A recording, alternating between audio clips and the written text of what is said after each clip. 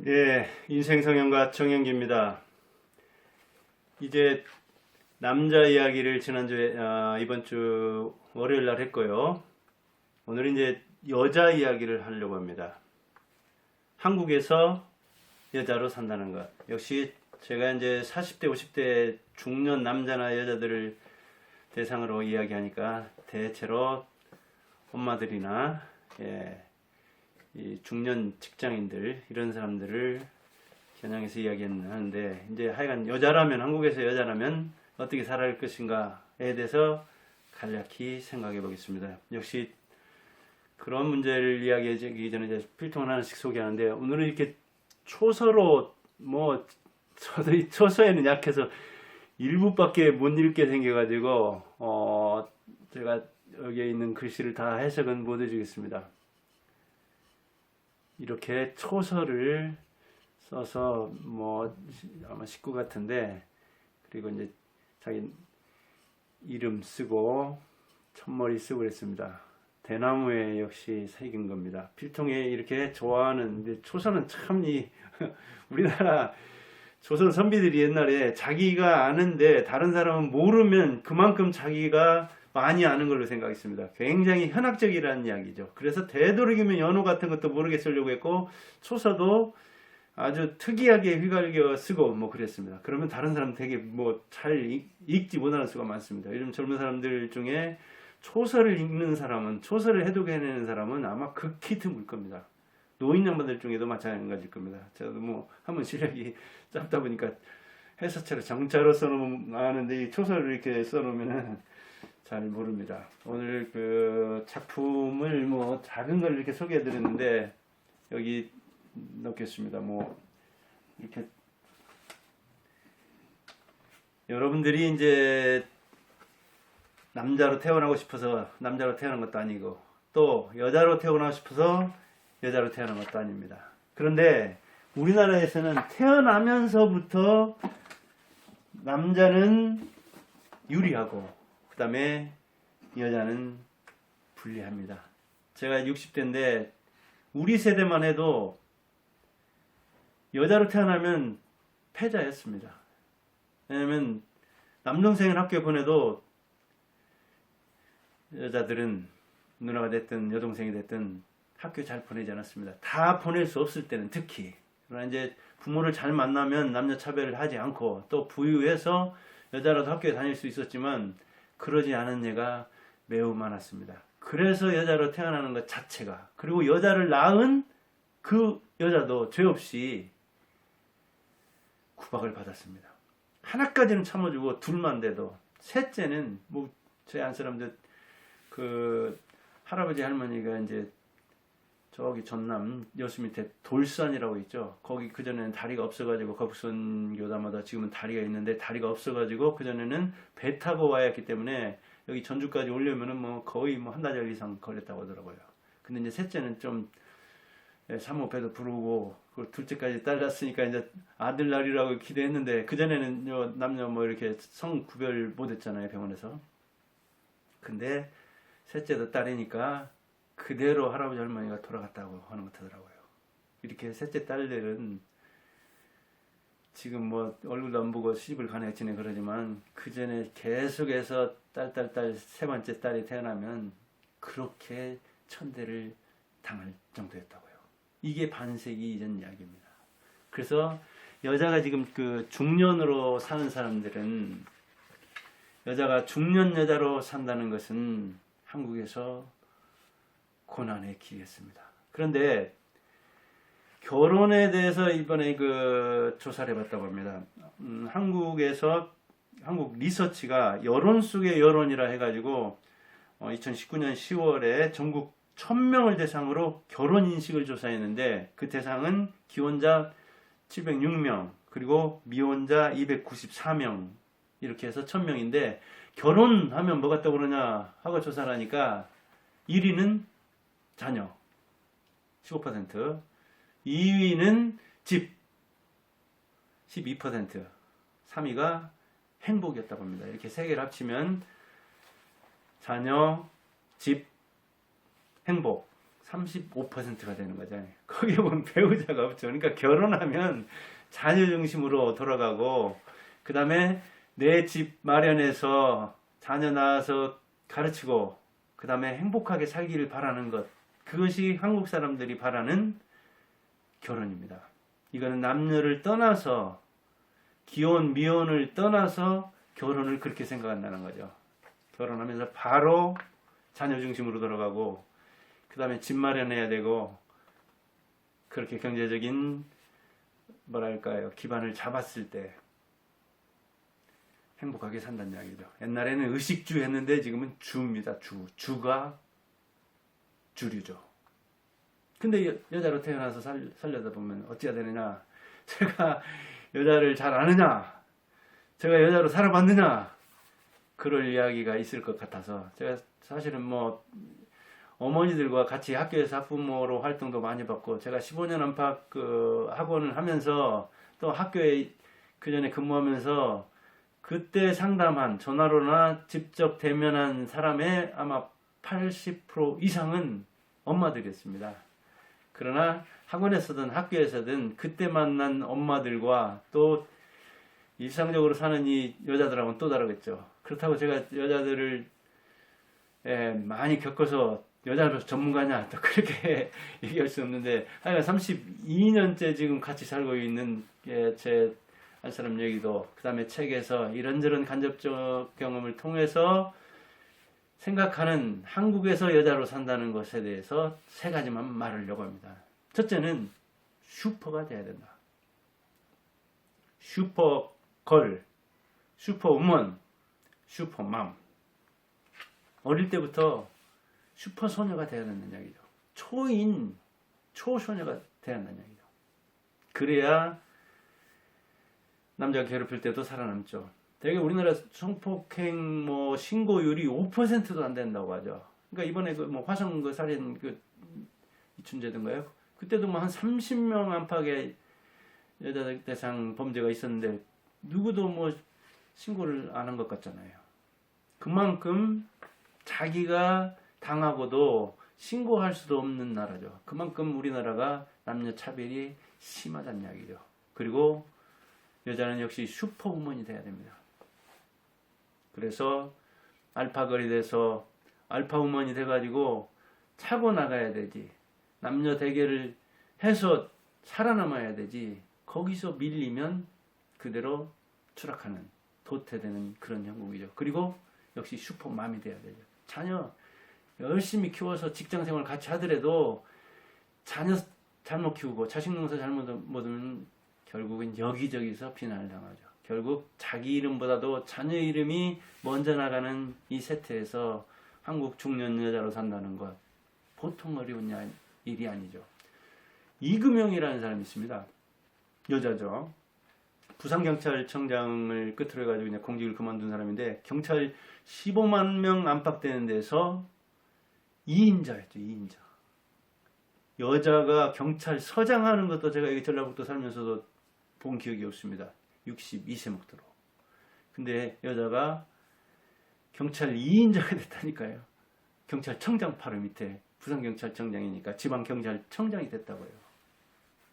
이게 보통 어려운 일 아니죠. 물론 그 대성여상이라는 청주에 있는 여상 나온 사람이 이렇게 컸기 때문에 더욱더 빛난다고 하는 사람도 있는가 하면은 그게 박근혜 정부 시절 아니냐. 그 사람이 대학 경찰대학 청장할 때, 대학 학장할 때 거기서 경찰대학생들 동원해 가지고 박근혜 방문한다고 하니까 쇼를 했니, 아부를 했니, 그런저런 얘기도 많습니다. 인사 끝에 이 군인들 계급 많은데, 그다음에 경찰들 계급이 이렇게 단계가 아주 여러 단계인 그런 데일수록 진급에 대한 열의가 대단하고, 진급이 탈락했거나 승진했거나 했을 때 불만이 이만저만이 아닙니다.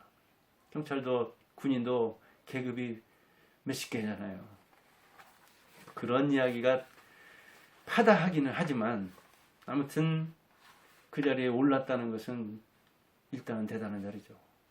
더군다나 이 슈퍼맘은 딸이 셋이었는데 그 세 딸이 하나는 뭐 고시 패스하고, 하나는 하버드 연구원 카이스트 나와가지고, 카이스트 가는 거 얼마나 힘듭니까? 또 하나는 직구하고사. 세 딸을 또 그렇게 가르쳤다는 거예요. 그러니까 힘 있었지, 승진했지, 남편도 짱짱하지, 딸들도 슈퍼지. 한 가지만 가져도 만족할 만한 사람이 서너 가지를 가졌다. 그렇게 시기 질투를 자아낸다는 이야기도 있습니다. 이렇게 슈퍼맘을 요구한다고요. 그게 보통 어려운 게 아니잖아요. 근데 이제 제가 여기 택시기사들 60대, 70대들 이렇게 몇 번 타가지고 이야기를 해보니까, 요즘 남녀에 대해서 얘기해보니까 20대 남녀들이 탔다 하면은 열에 9은 여자들이 이긴다고 하더라고요. 그러니까 20대에서의 세력 균형은 깨졌다. 이제 여자 시대다. 그렇게 이야기하는데, 이제 그만큼 60대, 70대 남자들이 볼 때 여자들이 세력이 이제 커졌다는 이야기죠. 역시 슈퍼가 됐다는 이야기예요. 근력 시대가 아니라 지금은 뇌력 시대이기 때문에, 우랑우탄이라든가 원숭이라든가 이거 보면 수컷과 암컷의 차이가, 수컷이 암컷보다 약 2배 정도 크다고 하죠. 이 체격이. 근데 남자는 옛날에 한 이 수렵 시대, 옛날만 해도 한 1.5배는 컸을 것으로 봐요. 신장이나 체격이. 그래서 물리력에서 압도를 했는데, 지금은 1.2배 정도 크다고 하죠, 남자가. 그래서 뭐 이제 근력 시대가 가고 지력 시대가 와서, 내력 시대가 와서 남녀의 신체 차이가 거의 안 난다고 합니다. 그만큼 물리력에서도 이제 남자가 여자를 압도하는 시대가 서서히 간다는 겁니다. 이런 시대에 시험 보는 세계에서는 여자들이 그 남자에 대한 뭐랄까 이 그 경쟁력을 더 가지려고, 남자를 이기려는 도전 정신을 가져서 아주 승승장구하고 있는 것을 우리가 볼 수 있습니다. 특히 뭐 공무원, 고위직, 하위직 막론하고 뭐 절반 육박하는 데가 많잖아요. 그 다음에 이제 여자는 아직도 참아야 되죠. 이미자가 노래한 여자 일생에서도 참아야 한다고 했지만, 지금도 아직도 참아야 한다고 그러더라고요. 제가 이 세 가지 얘기하는 것 중에 2가지는 여자의 건의를 들어서 이야기하는 거, 제 건 한 가지만 이야기하는 겁니다. 아직도 남자는 10마디 하면 여자는 1마디밖에 못 한다는 거예요. 하고 싶은 말은 그렇게 많은데, 그래서 여자들끼리 모였을 때 역시 수다를 떨고 그런다는 이야기죠.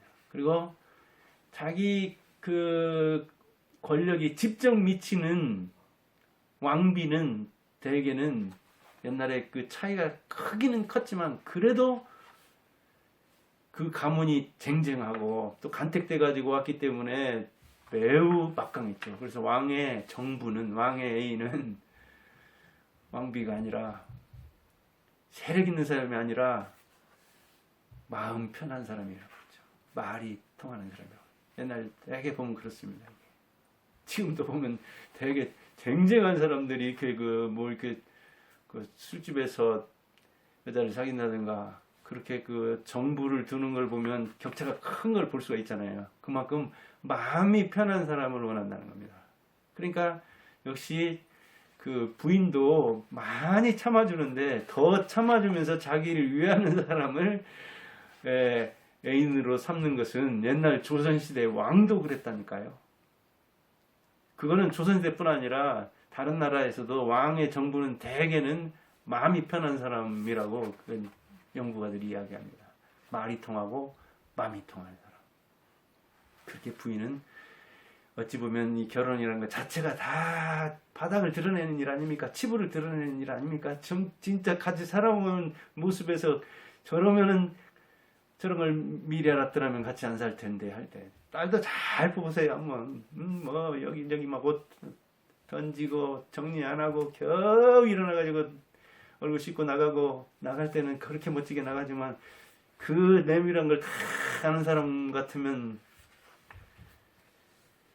어찌 보면 그렇잖아요. 아들도 그렇고.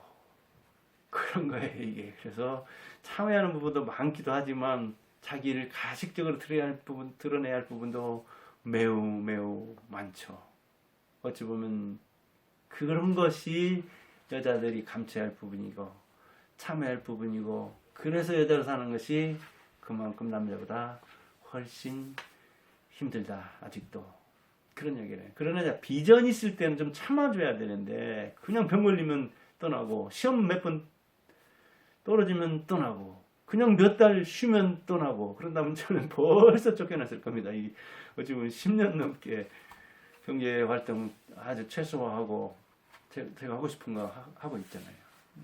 그만큼 참 잘 만나는 거예요. 아무튼 비전 있는 인내를 해야 되는데 물론 너무 참으면 병 걸리고 너무 참으면 정신병자 되고 우울증 걸리지만 그 다음에는 자식은 분신이죠.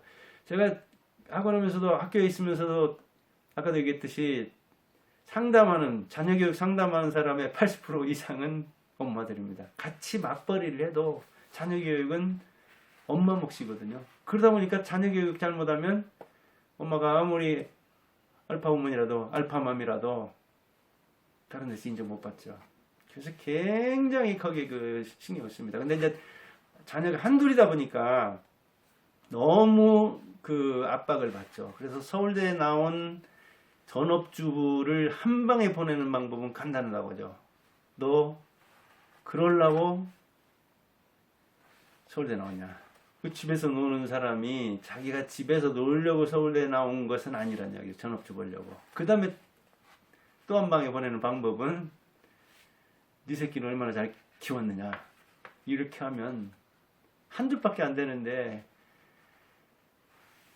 잘 못 키웠다고 뭐 미리 예단하고 하는 얘기니까 힘든 이야기죠. 그만큼 더 이상 더 좋은 대학 갈 곳이 없기 때문에 서울대 나온 전업주부는 자녀교육에서 정말 막다른 골목에서 부담을 가지고 키우는데 부담을 가지고 키우면 키울수록 자녀교육에서 실패할 확률이 많아서 그런다고 해요. 서울대 나온 전업주부를 한 방에 보내는 방법이 두 가지였는데 너 그러려고 서울대 나왔냐? 그리고 네 새끼 얼마나 잘 키우는가 보자. 하면 그 엄마보다 더 잘 키우는 것이 쉽지 않아서 되게 케어 당한다고 해요.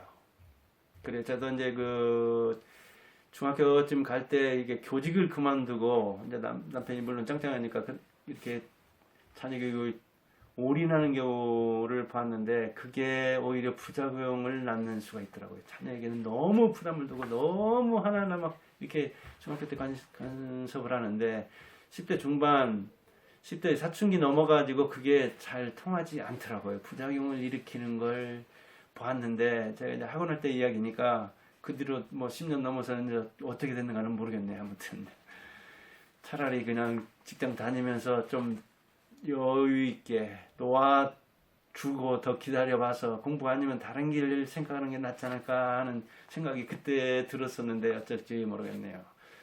남녀 그래요. 지금은 자녀 교육을 하는데도 너무 외주 산업이 되다시피 했죠. 교육이. 그리고 외부 영향이 너무 크죠. 외부 변수가 너무 많죠. 부모가 하는데 이를테면 한계가 있다고요. 옛날처럼. 신사임당 시대가 아니잖아요. 지금은. 그리고 옛날 우리 어릴 때 지금 60대처럼 할 수도 없는 거잖아요. 그래서 40, 50대는 이 자녀 교육에 대해서도 참 한시름 내려놔야 되는 좀 비워야 되는데 마음을 그게 한둘이다 보니까 굉장히 어렵죠. 하나 실패하면 한 명이면 100%예요. 두 명이면 50%이기 때문에 그게 굉장히 어렵더라고요. 중년이면 여자의 사계 중에 춘, 하, 추, 가을에 해당되네요. 이 가을, 겨울이 지금 다가오고 있는데 중년 여자 같으면 이제 뭐 거의 인생에서 이제 전성기 지나기도 하고 물론 이제 폐경기가 오고 갱년기가 오면 오히려 그때 인생의 전성기는 그때부터다. 오히려 여자는 그때 다시 태어난다. 그런 이야기를 하는 사람도 있지만 어찌됐든 성과의 예술이라고 인생을 볼 때는 그때까지 성과가 없으면 초조할 수가 있고 그리고 자녀도 이제 어느 정도 길에 접어들었기 때문에 어느 정도 공부로는 이제 싹수가 보이는데 공부가 길이 넓다 보니까 공부로 너무 이렇게 압박하고 예단하는 수가 있는데 그런 것도 좀 내려놓을 필요가 있죠. 자기 인생이 너무 슈퍼 아니었는가? 너무 슈퍼만 열망하다가 고단하지 않았는가? 너무 참다가 이게 심신에 병을 가져왔는가 한번 살펴볼 필요가 있고, 그리고 자식이 자기 분신이라고 생각하면서 자식 농사에 너무 올인하다가 오히려 자식에게 부담을 줘가지고 자식 농사를 그르치진 않았는가, 조금 돌아보면서 자기 인생을 오히려 찾으면 자녀도 그것을 본보고 그걸 따라갈 수가 있을 것입니다. 한국에서 여자로 산다는 거, 제가 고전문학을 했기 때문에, 제가 역사를 좋아하기 때문에 한국에서 여자로 산다는 게 얼마나 힘들었는가 합니다. 저는 이해는 하려고 합니다. 우리 어머니의 인생이든 우리 아내의 인생이든 그리고 여러분의 인생이든 한국에서 여자로 산다는 거 정말 힘듭니다. 그래서 어찌 보면 남녀 갈등이 지금처럼 이렇게 심한지 모릅니다. 옛날에 자기 선조들이, 할아버지, 어머니 그 세대가 곤욕을 치렀기 때문에 지금 남자에게 적대적으로 나오는지도 모릅니다. 그거 이해합니다. 여러분들의 인생을 그러나 잘 돌아보고 공존해야 할 남자니까, 사랑해야 할 남자니까 적으로 간주는 안 하길 바랍니다. 제가 이제 다음 시간에는 남자 여자 공생에 대해서 한번 이야기를 해보겠습니다. 어찌 보면 여자의 그 현실 이야기만 한 측면이 있는데, 이 남자 이야기든 여자 이야기든 거창해서 참 다루기도 굉장히 힘든 영역인데 그냥 거칠게 이야기를 해봤습니다. 도움이 됐을지 모르겠습니다. 정영기 TV 정영기가 알려드렸습니다. 감사합니다.